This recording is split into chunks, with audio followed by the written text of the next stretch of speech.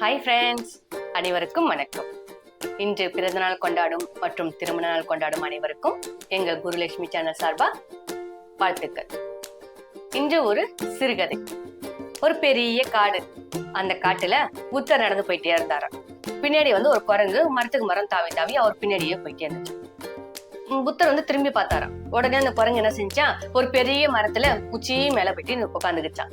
புத்தர் கேட்டாரு, எதுக்கு என் பின் தொடர்ந்தே வர, உனக்கு என்ன வேணும் அப்படின்னு சொல்லி கேட்டாராம்.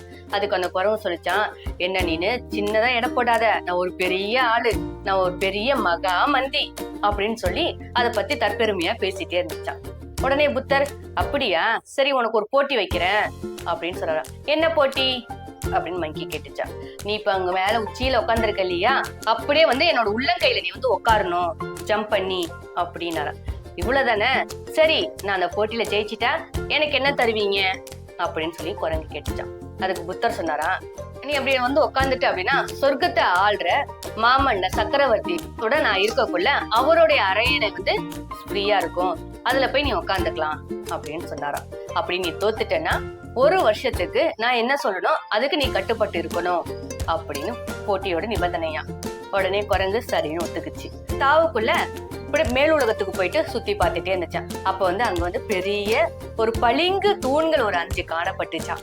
இளஞ்சிவப்புல இருந்துச்சான். அதை பார்த்ததும் அதுக்கு மங்கிக்கு ரொம்ப சந்தோஷம். புத்தர் இங்க பார்க்கக்குள்ள நம்ம பார்த்துட்டு போன தடையம் இருக்கணும் அப்படின்றதுக்காக அந்த ஒரு தூண்ல எழுதிச்சான், இங்கு ஒரு பெரிய ஞானி பார்த்தார் அப்படின்னு சொல்லி எழுதிட்டு ஜம்ப் பண்ணி புத்தரோட கையில உட்காந்துருச்சான்.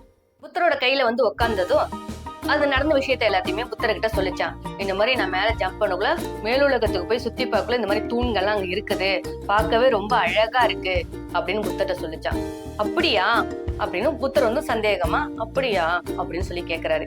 உடனே மங்கி, உங்களுக்கு நம்பிக்கை இல்லையா, வாங்க நான் போய் உங்களை கூட்டு போய் காட்டுறேன் வாங்க அப்படின்னு சொல்லி கூப்பிட்டுச்சான். அதுக்கு புத்தர் சொன்னாராம், அது தேவையில்ல, நீ என்னுடைய கையில குனிஞ்சு பாரு அப்படின்னு சொன்னாராம். குனிஞ்சு பார்க்கக்குள்ள அந்த சுண்டி வரல்ல அந்த வாசகம் எழுதப்பட்டிருந்துச்சான். மங்கிக்கு ஒரே ஆச்சரியமா. அப்போ அங்க நம்ம மேலுலகத்துல பார்த்தது இவரு புத்தரோட விரல்கள் தானா அப்படின்னு சொல்லி நினைச்சு அதோட கர்வம் எல்லாமே ரொம்ப அடக்கிக்கிட்டு புத்தர் என்ன சொல்றாரோ அதை கேட்டுட்டு அது செயல்பட்டு இருந்துச்சான். இந்த கதை உங்க எல்லாருக்குமே பிடிச்சிருக்கும்னு நினைக்கிறேன்.